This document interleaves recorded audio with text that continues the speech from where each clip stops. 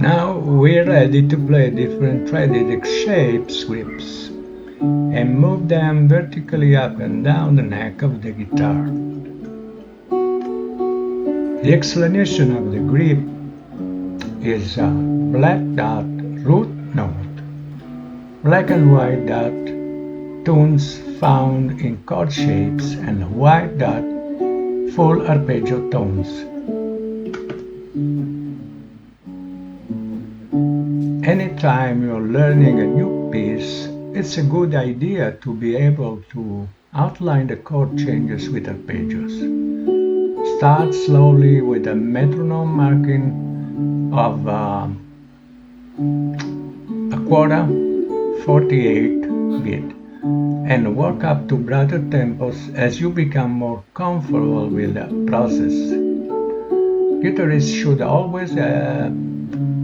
always vary the fingerings and position where they are playing to facilitate the greatest freedom. Take care to play the studies in all registers or octaves and throughout the full range of the instrument. Eventually, it's a good idea to have the metronome clicking on 2 and 4, since these are the strong beats of jazz. This will help with your sense of swing too. Please adhere to the continual 8-note rhythms because this will train you to develop strong lines and rely on your ear. Advanced students could begin to make up their own arpeggio studies until the process becomes second nature.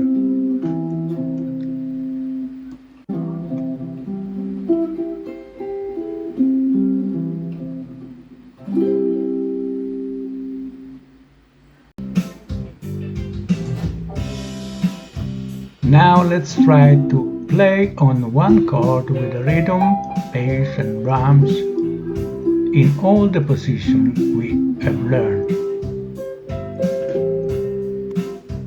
The first position is C major, and then try to hear the arpeggio and the chord changing.